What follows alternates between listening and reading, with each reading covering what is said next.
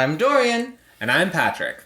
And this is Tales and Tails. A place where us humans, our familiars, and maybe even our ghost pals explore everything cursed, cryptic, and creepy.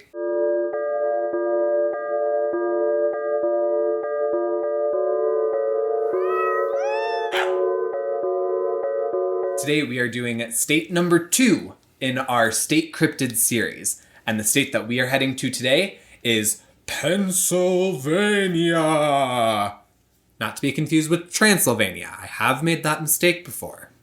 Very obvious mistake. Pennsylvania, Transylvania. Sylvania is the veins of the, of the names, you know? Well, for Pennsylvania, we actually have another semi-swamp dwelling creature that we're going to be exploring today. Swamps. Place for cryptids. All throughout history on the East Coast of the United States, apparently. I honestly didn't even know that there were this many swamps on the East Coast of the U.S. I thought that was more of a southern U.S., like southern eastern coast, but apparently swamps are throughout the whole thing. I didn't realize that. I'm not gonna lie. Yeah, no, we're still pretty far north. Journey with me, if you will, to the marshlands of Pennsylvania. Particularly, we find ourselves in Hemlock Forest. It's twilight. You see an unfamiliar track and decide, hey, I'm a white guy in a horror movie. I can follow this. No, I'm a Hispanic in a horror movie. I say goodbye to this. The tracks appear to have a trail of water, maybe, running along both sides of them. What is this? Is this sweat, maybe? You quickly come upon the beast that made the trail. It's not very fast. It doesn't go too far. It's about knee height, and it has this wrinkly, saggy skin. It's a snail. I mean, no, it's not quite gooey, but, wrinkly, saggy. The skin is covered with moles, warts, and blemishes. Its toes on the left side of its feet, I guess, are webbed, and it appears to be weeping. Just inconsolably weeping. La Llorona has made a comeback. She's just a little bit different than we thought. She's half mermaid, like La Llorona mermaid version. Okay, let's go with that. La Llorona needs to check out a dermatologist, apparently. Yeah, I mean, She's been dead. She's just been searching the canals for her children. She made it all the way to Delaware. So, she got pretty far. We're in Pennsylvania. We're in Pennsylvania now. I'm used to Delaware. I forgot that we're in Pennsylvania now. She already made it all the way to Pennsylvania. La Llorona is not having a great time. She's obviously going to have some blemishes of some sort. Oh my goodness. Well, because you're a heartless monster, you take your sack, because everyone just, travels with like a rucksack. Obviously. And you throw the crying beast inside. You listen as the creature just whimpers and whines as you head back to show the world this amazing find, a weeping animal. But as you get further and further, you notice that the weight of the creature feels lighter. Clearly, the bench presses are working. Obviously, that's the only thing. Big white guy, super muscular, rucksack, things crying on your... Why are you taking a creature and you can literally hear it cry? Poor creature! No. The heck? Well, once you return home, the bag you had once holding the creature is now drenched in salty tears. You open it up, look inside. A pool. Just a puddle of salty tear water. The creature has cried itself into oblivion. A creature so ashamed of itself, it literally cries itself to death when it's seen. That sounds absolutely awful. Isn't that right, Mr. Merlin? Awful. Awful. Very, very awful. He's biting me. Okay, we're gonna stop. If you guys don't know, if you're listening on Spotify, Merlin's our dog. He's a Chesty, a Chihuahua Westie. It's adorable. Anyways. That sounds like a cryptid. Anyway. He is a cryptid. He's a cryptid. I had a pug before. He was an alien. This one's a cryptid. Our cat's a familiar. It's all the things. Huh. Anyways, the origins of this cryptid may not come from it being ashamed of its appearance. Pennsylvania actually has a rich timber industry, many trees, many things to chop down with your giant axe. That's why you have those big muscles too. You're just chopping down trees in the forest.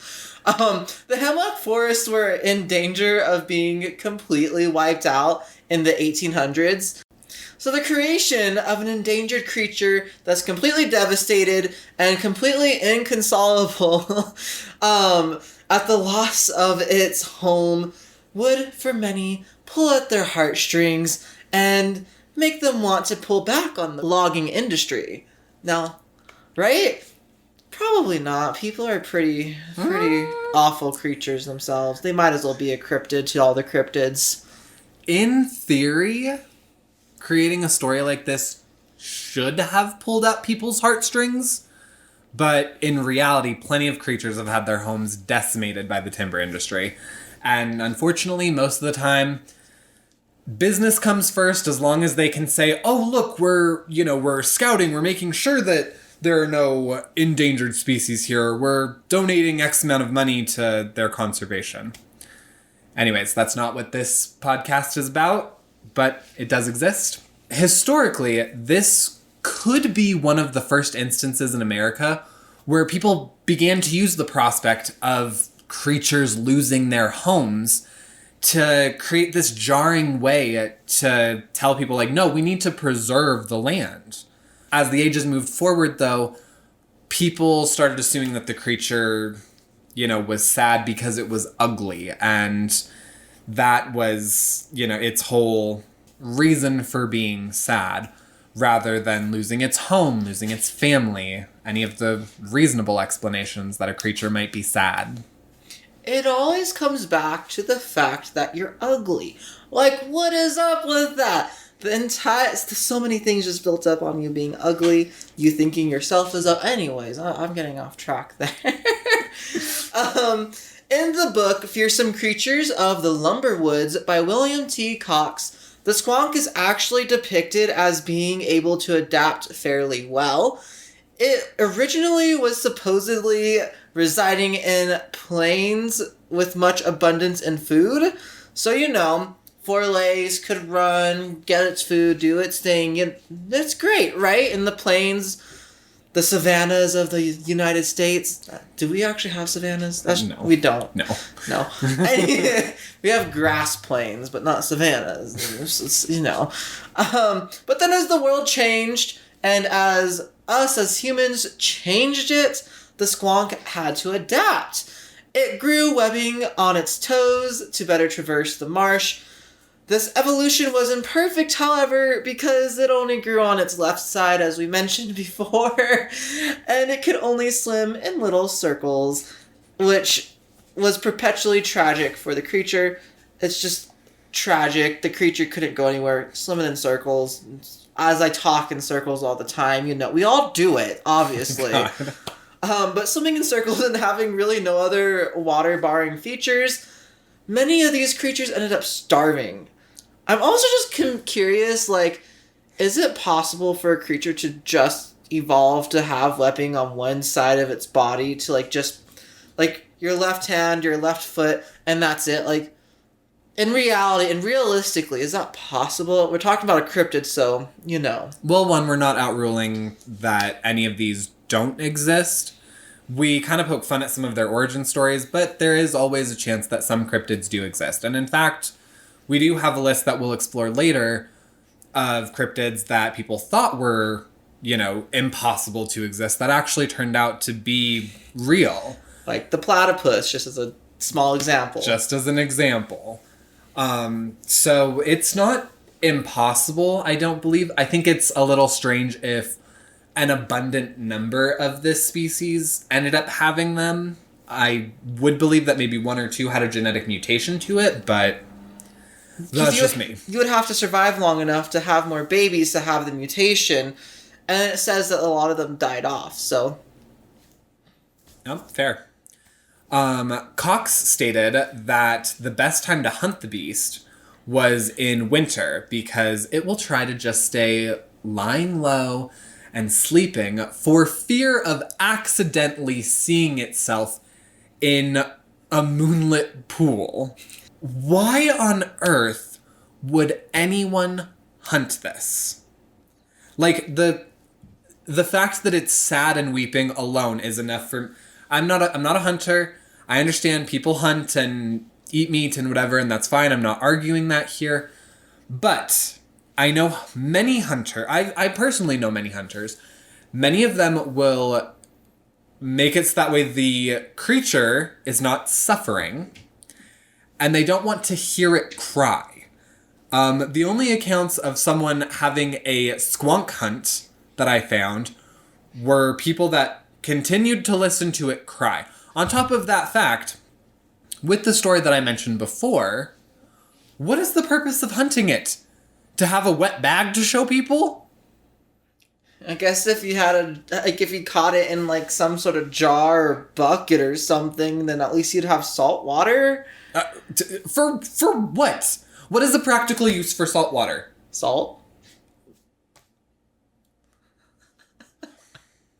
The best case of a squonk hunt is when J.P. Wentling went for a moonlit hunt in Mont Alto. He claims he was able to track the beast down by its low whimpering. Oh my god, I want to meet this guy. I want to meet the guy that decided to follow whimpers to hunt something. After he was able to find it, he did exactly as the story stated before. He put it in a sack. So that's obviously what you do with an animal that you want to catch. He put it in a sack, went back to his car where, you guessed it, he had a wet bag to show all of his friends and family of his successful squonk hunt. So bottom line is, if you're in the hemlock forests, just kind of stick to yourself, enjoy the lushness, and if you hear crying or whimpering or any other thing that goes bump in the night, just mind your own for the most part. Like, don't be White Patrick over here and go investigate it, okay? Fair. I do think it's interesting that last week we talked about the Selbyville swamp monster, which some people have accused of being a werewolf. And this week, we're exploring the squonk who lives in the hemlock forest. Hemlock has been proven to the extent that it can be, to repel werewolves. So I think that's just kind of a funny... That is ironic. Yeah. That's pretty ironic. But also, like, I just thought of this. The squonk is basically just Shrek. He just wants to live alone in his swamp, not see his reflection or anything, just mind his own business, live his life. The squonk is Shrek. That's so sad. At least the very beginning of the story, Shrek. Fair. Where he didn't care about anyone but himself and he just wanted to be there. So Shrek shouldn't have been an ogre. He should have been a squonk, but just like a more hard squonk. Exactly. Works for me. All right, well, with all of that said, did you learn something today? Whatever you took away, remember, don't be creepy, be cryptic, and we'll see you next week on Tales and Tails.